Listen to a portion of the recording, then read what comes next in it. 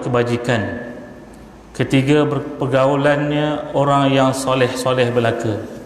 Dan yang keempat, wujud rezekinya di batinnya sendiri. Riwayat Ad-Dailami daripada Ali. Arba'un min sa'adatil mar'i. 4 perkara yang menyeronokkan seseorang hamba Allah itu. Yang pertama, antakuna zaujatuhu salihatan. Isterinya seorang isteri yang salihah. Pada pertemuan yang lalu kita dah bahas ni tentang ciri-ciri isteri yang salihah itu. Yang paling penting, bila kita lihat kita seronok, bila kita lihat kita tenang. Kadang-kadang ada yang antara isteri salihah ni juga, dia beriah, dia pakai cantik-cantik, dia pakai wangi-wangian, keluar rumah untuk suami. Bila tanya untuk siapa? Untuk suami. Tapi bukan untuk suami dia, untuk suami orang. Suami orang yang untung, suami dia tak untung. Sepatutnya lebih utama suami dia lah, kan? Suami dia lah yang diutamakan. Kerana apabila kamu melihatnya, kata Nabi, sarratka, akan menyeronokkan kamu. Berjaya tak isteri kita ni menjadi, apabila kita lihat dia, seronok kita jadi isteri yang solehah. Susah tu, sangat susah untuk jadi isteri yang solehah ini. Kita dah senaraikan dulu antara perkara yang perlu diraihkan oleh seorang perempuan untuk mendapat syurga. Antaranya semayangnya, puasanya. Yang paling susah adalah taat kepada suaminya, kerana bukan mudah untuk menggapai martabat isteri yang salihah. Yang kedua, kata Nabi, yang menyeronokkan seseorang hamba Allah itu adalah wa auladuhu abraran. Anak-anak yang berkebajikan, anak-anak yang abrar, yang baik, yang dengar cakap, yang buat kebaikan kepada mak ayah dia, yang buat kebaikan pada orang lain. Memang anak-anak ini ujian Allah. Dalam tarbiyatul aulad, antara yang dilarang atau diberi amaran oleh Nabi kepada kita sebagai ayah dan ibu, apa dia? Wa iyyakum wa tana'um ala abnaikum. Hati-hati memberi kemewahan kepada anak-anak. Apa kata Nabi? Hati-hati bagi kemewahan kepada anak-anak, kerana kemungkinan dengan kemewahan mereka akan lalai, akan jauh dengan Allah Ta'ala. Kadang-kadang ada berbagai alasan orang bagi kemewahan pada anak-anak ni. Antaranya mungkin kerana dia dulu ketika kecil tak pernah merasa mewah macam anak sekarang. Kita zaman kecil, saya dulu adalah zaman kecil susah, tak ada macam orang sekarang dah. Orang sekarang macam-macam kemewahan, macam-macam benda boleh dapat sekarang ni, cukup hebat. Kita dulu susah, semuanya tak ada. Dalam masa yang sama, kalaupun kita mampu, kita kena hati-hati dalam memberi kemewahan pada anak-anak, kerana dia boleh merosakkan anak kita. Macam mana kita nak anak kita ni buat baik pada kita? Kita kena buat baik dengan mak ayah kita. Macam mana nak anak kita ni ikhlas sayang kepada kita? Kita kena ikhlas sayang kepada mak ayah kita. Itu lumrahnya. Kalau kita ikhlas sayang kepada mak ayah kita, insya-Allah anak-anak pun ikhlas sayang kepada kita. Kalau kita ikhlas sayang kepada mak ayah kita, jaga dia baik-baik, mak ayah kita ni jaga hati dia, jaga kehendak dia, insya-Allah bila kita dah tua esok, anak-anak kita pasti akan jaga kita, jaga kehendak kita. Kalau kita dengan mak ayah kita pun dah raga, mak ayah pun kita sombong, dengan mak ayah pun kita berdaulat dalih, nanti anak-anak kita lebih teruk lagi pada kita. Itu lumrah ni, fitrah alam ni. Kemudian yang ketiga, menyeronokkan seseorang hamba itu adalah wa khulata'uhu salihin. Khulata' ni maksudnya orang-orang yang ada sekeliling dia, kawan-kawan. Ini juga menyeronokkan. Jadi kita kena cari kawan-kawan yang soleh. Kawan jiran kita, kawan di pejabat kita, di tempat kerja kita, kawan jaga kita, kawan kita bersembang, semua tu bagi kesan pada kita. Semua tu bagi kesan. Kan Nabi umpamakan orang yang berkawan dengan orang yang soleh seperti orang yang berkawan dengan orang yang menjual minyak wangi, kan. Berkawan dengan orang yang taleh, lawan soleh ni taleh. Seperti kita berkawan dengan orang nafikhu kir. Nafikh ni tukang tiup. Kir ni tempat bakar unggun api untuk bakar besi. Nafikh kir. Kita kawan dengan orang itu, apa jadinya? Kemungkinan akan lekat bau asap pada badan kita. Kemungkinan percikan api kena pada baju kita, koyak baju kita. Jadi walaupun kita tak jadi macam dia, tak jadi nafikh kir, tapi tetap kesan asap, kesan koyakan pada baju kita kerana kita berkawan rapat dengan dia. Walaupun mungkin kita tidak menjual minyak wangi, tetapi kita tetap mendapat harumnya minyak wangi. Kita bersalam dengan dia, duduk dekat dengan dia. Apalagi yang bawa bukhur tu, kan? Mungkin kalau yang pernah pergi ke Mekah, kan, bila lepas waktu buka puasa ada orang bawa bukhur, bawa asap tu, kan, wangi. Kita duduk sebelah dia, memang harum, memang wangi. Jadi untung sangat kita berkawan dengan khulata' as-salihin ni, akan bagi kesan kepada kita. Kita akan jadi baik, kita akan jadi soleh kalau dia pun orang yang soleh. Begitu juga sebaliknya, kalau dia orang yang taleh, kemungkinan dan mudah kita jadi seorang yang taleh. Jadi kita kena pilih arah mana kita nak bawa diri kita ni. Kita kena berkawan, itu lumrahnya. Kita kena berkawan, tapi kena pilih kawan. Kita boleh kawan dengan semua orang, tapi bukan semua kawan itu adalah sahabat kita. Dan kita kena cari sahabat kita yang dekat dengan kita, supaya dia boleh tegur kita, boleh kita tiru dia, boleh bagi semangat pada kita, boleh mendoakan kita, kan. Mungkin masa-masa kita lemah, kita tengok sahabat kita ni kuat, kita pun jadi kuat sama. Jadi untung kita berkawan dengan orang-orang yang soleh. Apalagi dengan jiran. Sangat rugi kalau kita berjiran dengan jiran yang tidak baik, jiran yang tak sembahyang Jumaat. Minta maaf tuan-tuan, tak sembahyang Jumaat, berdosa benar saja. Dulu zaman PKP memanglah orang tak ada sembahyang Jumaat, tapi dah semua boleh dah sekarang ni. Surau pun sembahyang Jumaat, tak sembahyang Jumaat juga. Aduh, macam mana gayanya, rasa nak bakar je rumahnya, kan? Nak bakar rumah dia jiran kita. Jadi ini satu tanggungjawab juga. Kalaulah kita dapat jiran kiri kanan kita, jiran yang seronok, jiran yang mengajak kita kebaikan, memang sangat seronok. Boleh pergi masjid sama-sama, boleh akrab dengan kita. Ni kadang-kadang kita nak akrab dengan dia pun kita rasa risau, apalagi dengan anak-anak kita. Sebab tu Nabi pesan dalam hadis Nabi, al-jaru qabla dar. Lihat tetangga kemudian bangunlah rumah. Tak ada gunanya rumah yang cantik, rumah yang indah, tapi tetangga tidak baik, tak ada gunanya. Tetapi kalau pun rumahnya biasa-biasa saja, tapi tetangganya baik, insya-Allah akan berikan kebahagiaan kepada isi rumah. Kemudian yang keempat, perkara yang membahagiakan seseorang itu, sabda Nabi, wa an yakuna rizquhu fi baladihi. Wujudnya rezekinya fi baladihi, di negerinya, di tempat dia tinggal. Memang menyeronokkanlah kalau di situlah kita asal kita tinggal, dan situ juga tempat rezeki kita. Itu memang memudahkan kita berbandingkan kita duduk jauh. Jadi suami isteri pun jadi PJJ, perkahwinan jarak jauh. Susah tu. Tambah zaman Covid sekarang ni, bantalnya PKP lagi sekali, PKPD pula lagi, dah tak boleh keluar, dah terkurung. Macam mana? Jadi memang menyenangkan. Alhamdulillah, syukur pada Allah Ta'ala, Allah jadikan rezeki kita di tempat kita, tempat yang mudah bagi kita dan seronok bagi kita. Dan itu juga antara perkara yang membahagiakan seseorang mukmin, kata Nabi. Kemudian seterusnya sabda Nabi,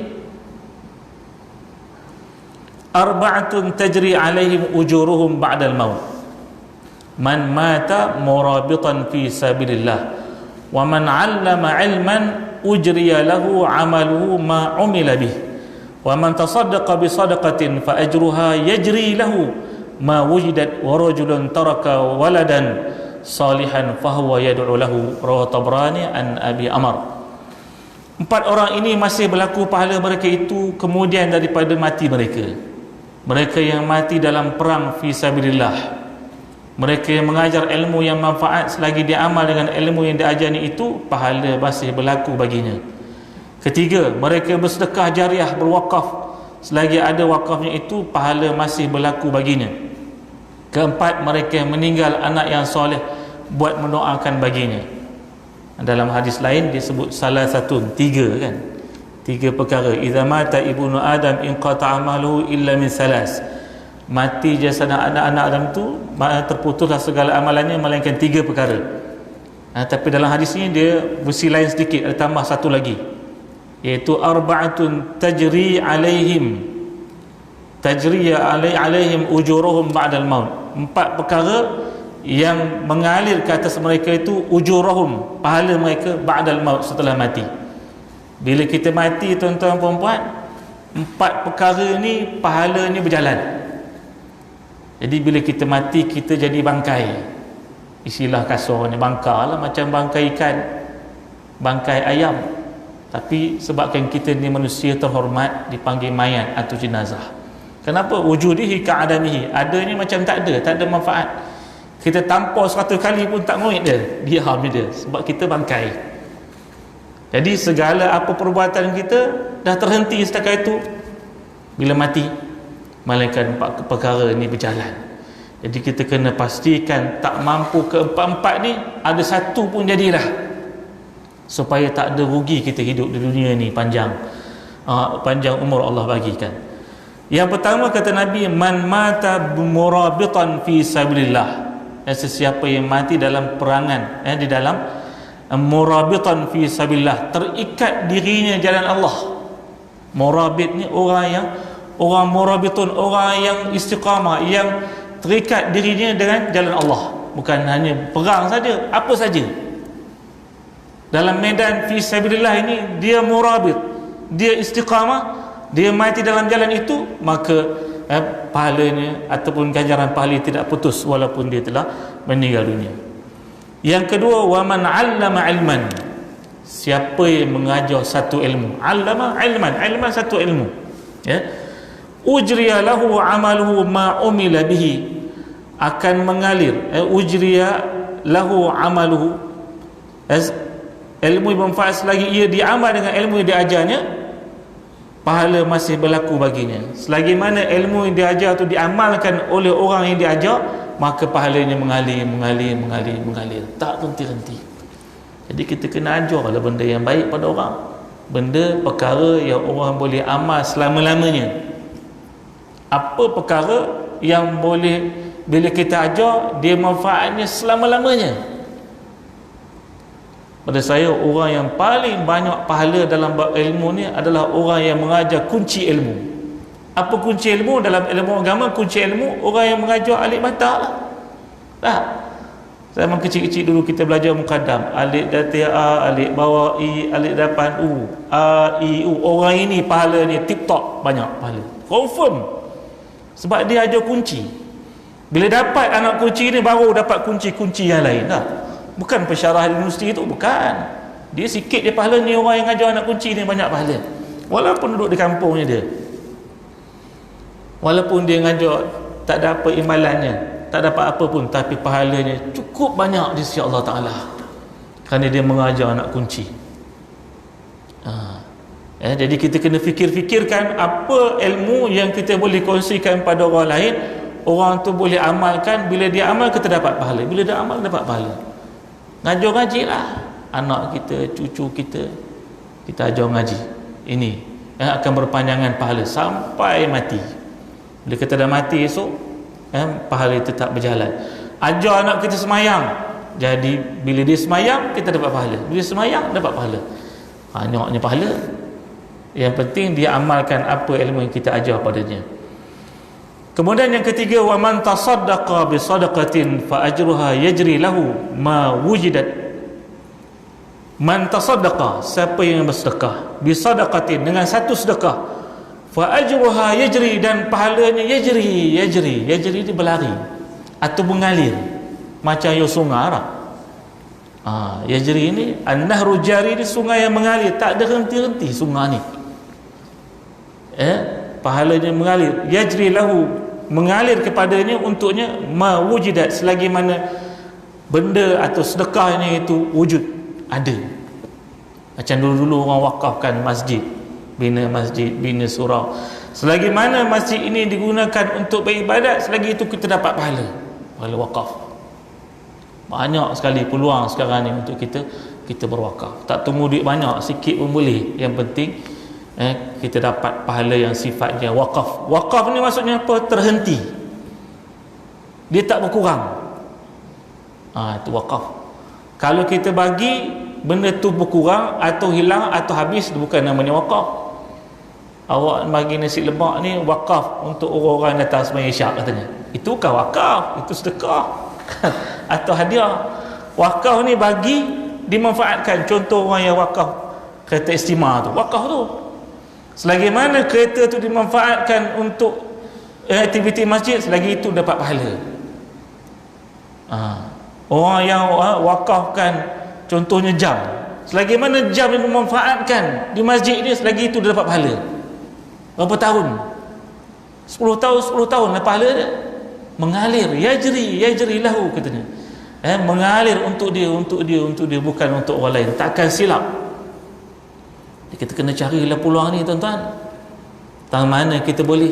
Sekarang ni kita nak beli van jenazah, lalu kita pinjam van jenazah orang ni kita ni kan, masjid cantik, duit banyak, orang keliling, malu kita pinjam van jenazah orang.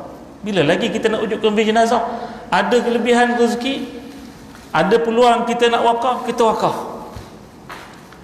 Berapa ramai jenazah yang dibawa, begitulah pahala yang kita dapat. Kita dah tak ada duit nak wakaf, kita promote lah kawan-kawan, adik-adik saudara mara. Itu guna adik-adik saudara mara banyak. Kami masjid ni 52,000 lagi tak cukup duit. Tolong cukupkan duit ni, cukupkan duit ni untuk dapat kita beli van wakaf. Terhenti, maknanya terhenti ni tak akan habis. Beli van baru, selagi mana dimanfaatkan 10 tahun, 20 tahun, 25 tahun van ni digunakan untuk mengangkat jenazah, begitulah juga mengalirnya pahala kita tak henti-henti. Yajri lahu, untuk siapa? Untuk kita. Sangat istimewa tuan-tuan. Kemudian warajulun taraka waladan, dan seseorang yang meninggalkan anak, seorang anak. Apa sifat anak ni? Mesti anak ni salihan, mesti anak yang soleh, bukan anak yang taleh. Fahuwa yad'u lahu, dan dia mendoakan untuknya, untuk bapak dia, untuk mak dia. Jadi anak yang mendoakan bapa dan ibunya, dan anaknya anak yang soleh, anak ini akan menyelamatkan ayah dia. Anak ini akan sentiasa ditunggu-tunggu doanya oleh ibu dan ayahnya. Sebab tu kita dalam berdoa tuan-tuan, jangan kita lupa dengan doa untuk kedua ibu bapa kita. Doa, kata ulama, antara ciri doa yang sempurna dalam doa tu ada dua perkara. Yang pertama dipanggil doaul ibadah, yang kedua doaul masalah. Doaul ibadah ni pujian pada Allah Ta'ala, alhamdulillahirabbil alamin. Patutnya kita jawab apa? Patutnya biasa kita jawab apa? Amin. Apa yang amin? Ya, memang betul lah Allah tu, segala puji bagi Allah, Tuhan semesta alam. Nak kabulkan apa lagi? Memang betul dah tu, tak payah sebut amin. Sepatutnya sebut apa? Subhanallah. Sepatutnya. Tapi kita yang tak faham, amin jugalah. Mana nak buatnya? Tapi sepatutnya bila imam tu sebut alhamdulillahirabbil alamin, hamdan hamidin, hamdan syakirin, kita sebut apa? Subhanallah, maha suci Allah. Kan Allah ni maha puji bagi dia, Rabb semesta alam. Nak kabulkan apa? Memang itu sifat Allah, memang itu keadaannya Allah, terpuji. Bila ada doaul masalah, doa masalah ni bukannya masalah bahasa Melayu, masalah ni permohonan, talab, permintaan, barulah kita sebut amin, kabulkanlah ya Allah. Allahumma ighfir lana wa li walidina warhamhum kama rabbawna sighara, amin. Jangan subhanallah pula. Dan mohon tu masalah tu bukannya ibadah lagi. Jadi bila tahmid, bila salawat, kita sebut subhanallah. Sama juga khatam, tutupnya doa dengan salawat Nabi, dan memuji Allah, subhanallah. Tapi kalau semua kita mensapu kata amin, tak ada juga salahnya kan. Tak ada juga salah, tapi kurang tepat. Macam kita semayang tak?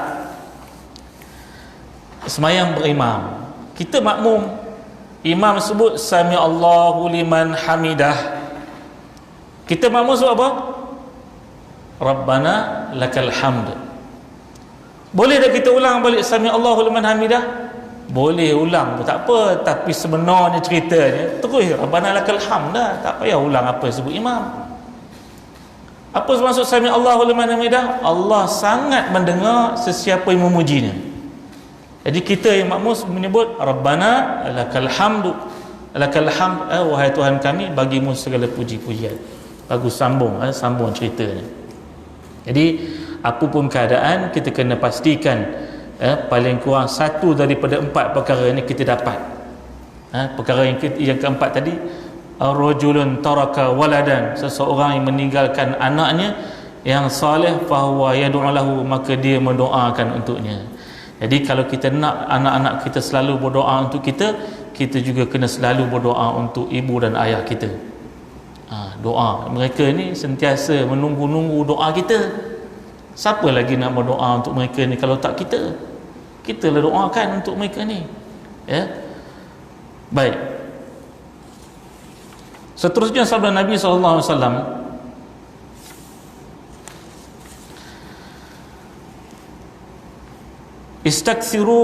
istaksiru minan nasi min du'ail khair laka fa innal 'abda la yadri ala lisani man yustajabu lahu aw yurham. Hendaklah kamu banyakkan menyuruh-nyuruh saudara engkau berdoakan kebajikan kepada engkau, kerana hamba Allah itu memang tidak mengetahui dari siapa-siapa mempunyai lidah yang akan dikabulkan doanya atau dirahmatkan. Apa kata Nabi dalam hadis, istakthir minan nas min du'ail khair laka, mohon banyakkan daripada orang supaya orang ini berdoakan kebaikan untuk kamu. Fa innal 'abda, maka sesungguhnya seorang hamba, la yadri, dia tak tahu, ala lisanin man yustajabu lahu aw yurham, sesungguhnya seorang itu tak tahu doa siapa yang Allah kabulkan.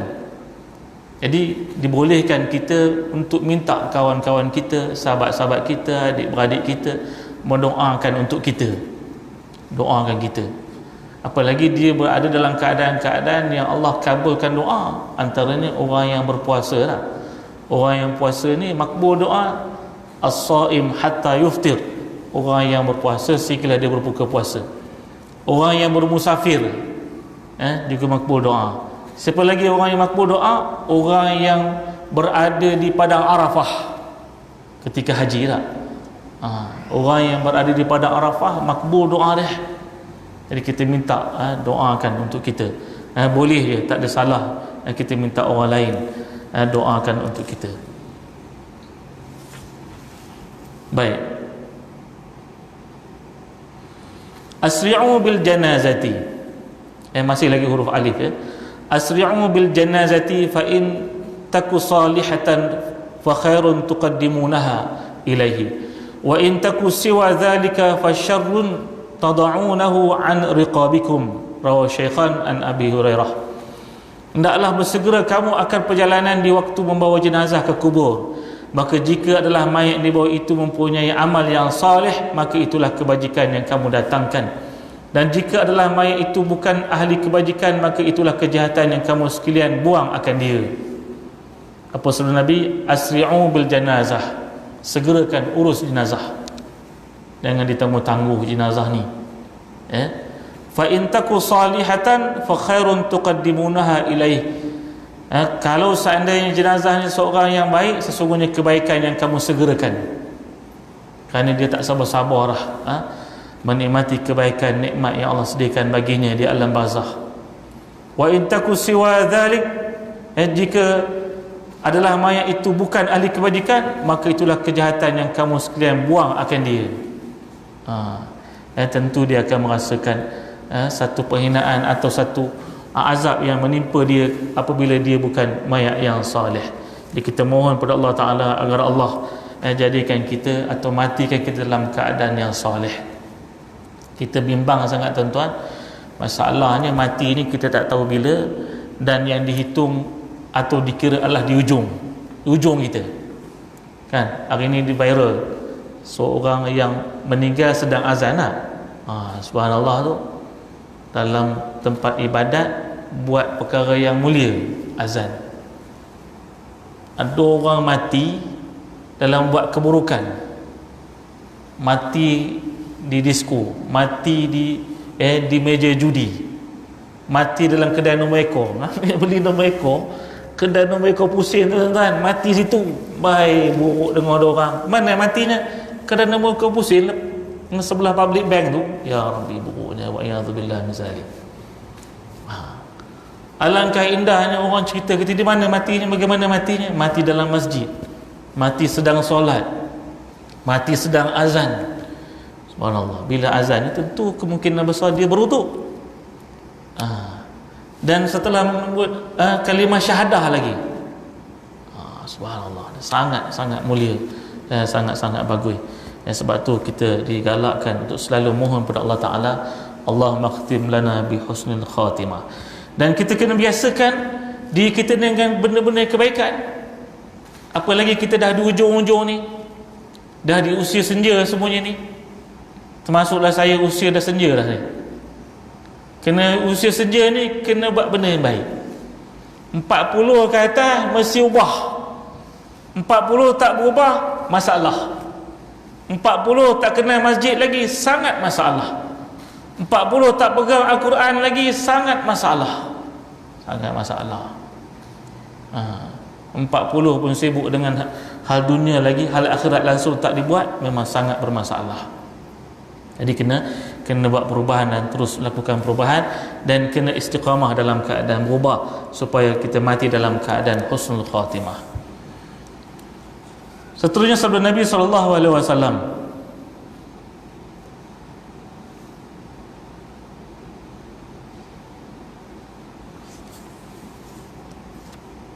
Asyaddun nas 'adzaban 'inda Allah yaumil qiyamah alladzina yudahuna bil khalqillah.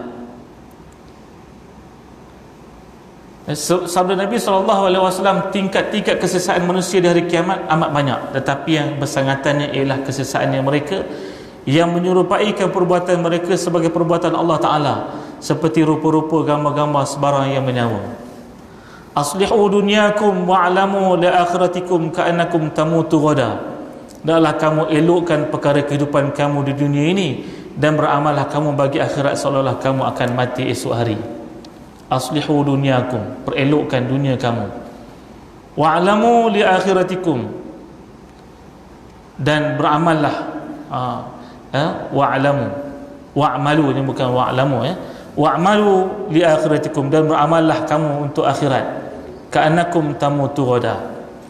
Dua perkara kita kena cari sama. Aslihu dunyakum, perbetulkan dunia ini, perelokkan urusan dunia, dan dalam masa yang sama wa'malu li akhiratikum, beramallah untuk akhirat. Ka'annaka tamutu ghada, seolah-olah kamu akan mati pada esok hari.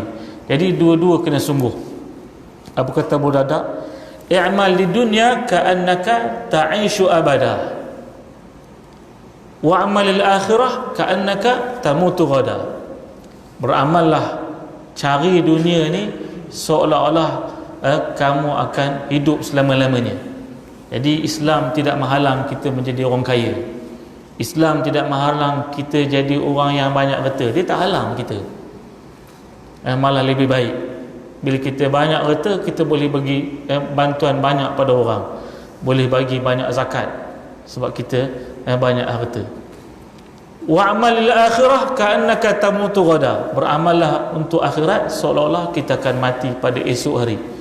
Esok kita akan mati, tentu persiapannya sungguh-sungguh, persiapannya maksimum.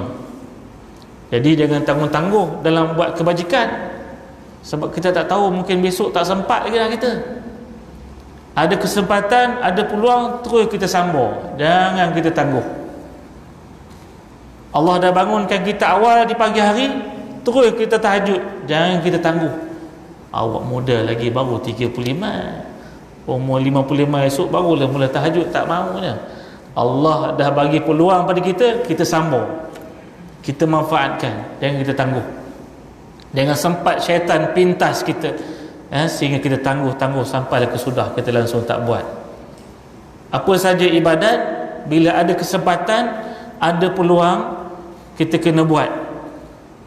Kerana kita takut kalau kita tangguh kita langsung tak buat. Dah naik dah nama pergi haji, tak boleh ustaz, saya ni kalau tinggal niaga saya rugi sehari hampir puluhan ribu Ustaz. Bayangkan puluhan ribu kali dengan 40 hari, berapa saya nak tanggung rugi? Tengok dunia ni, dia hantar isi dia pergi haji, dia tak pergi haji, sampai ke Sudah tak pergi haji, berdalih tangguh tak boleh. Ibadat bila ada kesempatan, ada peluang, kita kena paksa diri kita ni, kena kukuhkan pendirian kita supaya kita tak rugi nanti kerana kita tangguh ibadat ini, sehingga sempat syaitan pintas jalan kebajikan dan tak ada peluang bagi kita untuk mengulangi kebaikan yang sama. Seterusnya sabda Nabi SAW, atibil kalama wa afshis salama wa sallil arham wasilil arham wa salli bil lail wan nasi niyam thumma udkhila jannata bis salam. Rawahu Ibnu Hibban an Abi Hurairah. Elokkanlah akan cakapan kamu dan hendaklah kamu beri salam dan menghubung rahim, dan sembahyang oleh kamu malam-malam sekalipun manusia semua tidur, kemudian masuk kamu ke syurga dengan selamat sejahtera. Antara pesan Nabi ketika berada di Madinah. Jadi para sahabat di Madinah baru, tempat baru dah. Nabi ajar macam mana formula supaya kita ni rapat dengan orang, baik dengan orang, dan orang senang dengan kita. Yang pertama, atibil kalam. Bila cakap benda yang elok, benda yang baik-baik. Kita kena cakap benda yang elok lah, tulis benda yang elok lah. Kadang-kadang kita tengok kalau dia bercakap dengan kita ni bagus, tapi tengok dia punya tulis, rasa macam ya tak ya je. Maki hamun ni cukup hebat dalam Facebook. Walaupun kita menyampah dengan dia, jangan kita maki hamun dia. Jangan keluar kata-kata yang buruk, jangan lukis benda-benda yang tak sepatutnya. Orang ini orang yang bagus yang kita bagi muncul babi, pasal apa? Orang ni orang yang alim, orang yang elok, yang bagi pegang minum botol arak, pasal apa? Apa yang teruk sangat, kan? Cakap dengan kata bagus ni, macam pijak semut pun tak mati, tapi belakang kita dengan kesemut gajah pun tak mati. Dahsyatnya manusia ni. Kutuk belakang cukup hebat, cakap dengan kita tengoklah Facebook, ya Allah ya Tuhan. Ya tahulah tak suka, tapi jangan sampai macam itulah. Atibil kalam. Kalau nak viral lah benda yang elok, nak tulis lah benda yang elok kan. Tak ada manfaatnya kita tulis benda yang tak elok, apalagi kita nak katakan benda yang tak elok. Walaupun ada bukti dia tak elok, sebaiknya kita simpankan. Walaupun kita tahu dia buat benda yang mengaibkan, benda yang merosakkan, jangan kita sebarkan. Kita tak tahu satu hari nanti mungkin Allah buka aib kita, Allah sebarkan aib kita apa? Semua kita ada benda yang mengaibkan kan, semua kita ada buat dosa kan. Oleh itu kita diam, jangan. Kita tahu dia ada buat salah, kita tahu dia ada buat benda yang mungkar, diam. Itu adalah lebih baik daripada kita viralkan, sebarkan, tak ada manfaat, tak ada faedah, malah banyak dosa kita. Kemudian yang kedua kata Nabi, wa afshis salam, sebarkan salam. Bukan hanya dengan ucapan salam, tapi keamanan, kedamaian, kebaikan. Assalam ini, dan kita bagi salam dengan orang, mudah untuk berdamai dengan orang. Biar orang buat kita, jangan kita buat orang. Itu pun susah juga. Biar orang buat kita, jangan kita buat orang. Biar orang kutuk kita, jangan kita kutuk orang. Biar orang tikam kita, jangan kita tikam orang. Berat. Memang perlu sabar yang tinggi. Prinsip kita afshis salam, sebarkan kebaikan, sebarkan salam pada orang, buat dia baik dengan orang. Wasilil arham, hubungkan silaturahim. Arham ni hubungan kandungan, hubungan adik-beradik. Kena selalu hubung adik-beradik, ziarah adik-beradik. Ni kadang-kadang tak kena adik-beradik, kalau memerlukan adik-beradik baru kena adik-beradik. Mula lepas sore, sebab ada keperluan, ada kepentingan. Tak ada keperluan, tak ada kepentingan, tak ada sore pun, tak kenal pun. Adik-beradik kita, kakak kita, abang kita. Macam mana buruk pun abang kita, dia adalah abang kita.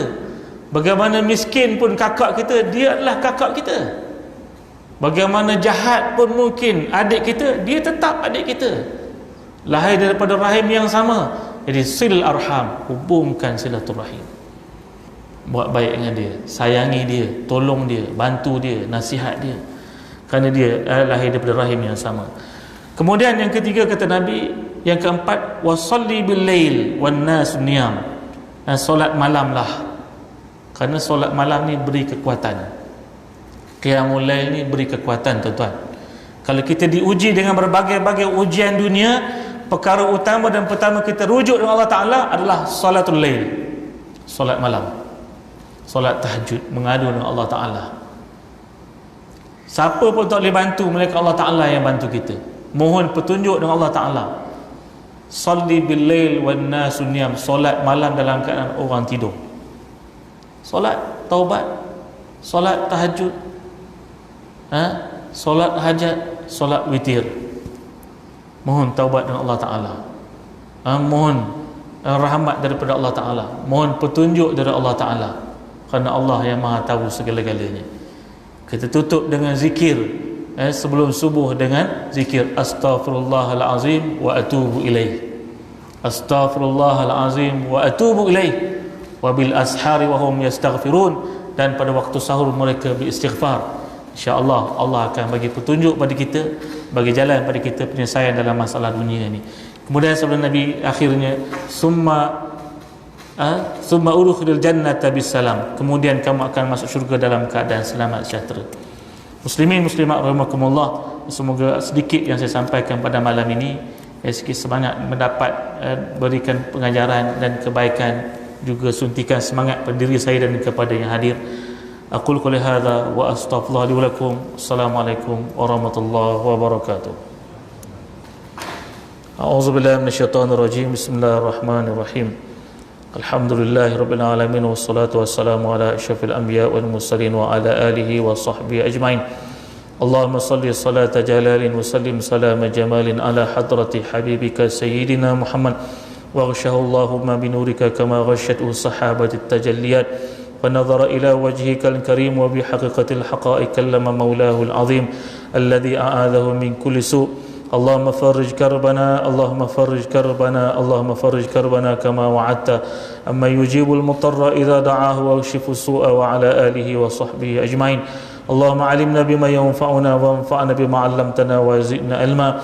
Allahumma faqihna fid din wa alimna at-ta'wil. Subhana rabbika rabbil 'izzati amma yasifun wa salamun alal mursalin walhamdulillahi rabbil alamin. Taqabbalallahu minkum.